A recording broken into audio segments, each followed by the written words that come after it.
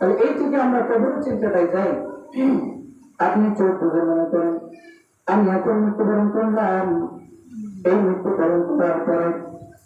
আমার মৃত্যুর পরে আমি যখন মৃত্যুবরণ করলাম, আমার পরিবার যখন বুঝতে হলো যে আমি মৃত্যুবরণ করছি,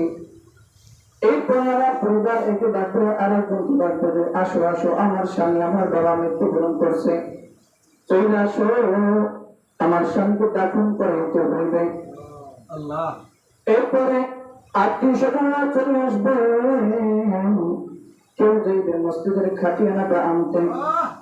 আবার কেউ যাইবে বাস টানতে, আবার কেউ যাইবে কাবুনের কাপড়টা আনতে,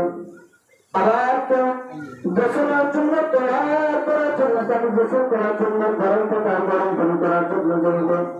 আবার কেউ তাকে সুন্নার জন্য যাইবে। এরপরে মনে করি যে আমার খাটটা আনা হলো, আমার ব্যাগগুলো টাকা হলো, আমার কাপড়ের কাপড় আনা হলো, আমার সমস্ত কিছু তৈরি করা হলো, আমার সন্তান আমার কাছে এসে কান্না করে যে বাবা আপনি যতদিন পর্যন্ত জীবনে ছিলেন তখন আমাদের কাছে আপনি আমাদের পেছনে সহায়তা করছেন, আজকে আপনি আমাদের থেকে নাই, আপনি আজকে আমাদের কাছে নাই, আপনি এখন মৃত্যুবরণ করলেন, আমরা তাই ঘরে গায়ে ঘুষবো। কিন্তু বাবা কথা শুনবে না, বাবা মৃত্যু অবস্থায় দেখতে পাবে তার সন্তান এগুলো হর করে কান্না করতেছে। ভাই বাবা যখন এই কথা শুনবে, এরপরে দেখা যাবে তাকে মসজিদের খাটলার উপরে উঠানো হয়েছে, তাকে গোসল করার জন্য নিয়ে যাইতেছে। যখনই গোসলখানা নিয়ে যাইল তখন সে দেখতে পেল তার জন্য একটা খাট রাখা হইল, খাটের উপর দিয়ে মাসে কারণ হইল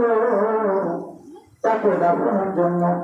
তাকে দাফনের জন্য তাকে তার সমস্ত শরীরে গোসল করানো হইল, গরম পানি দিয়ে ধরতে লাগলো,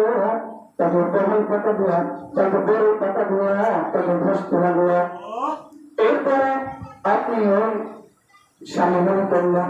যে আমার হাত মনে এখনো শেষ হয় না, আমি এখনো জীবিত আছি। এরপরে দেখবে যে যখন গোসল করা শেষ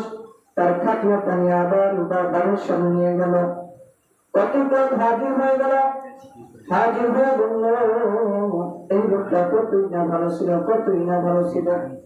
দুনিয়ার ভিতরে কারো হাত মারি নাই, দুনিয়ার ভিতরে কারো সম্পদ নষ্ট করে নাই, দুনিয়ার ভিতরে তুমি কারোর সাথে খারাপ আচরণ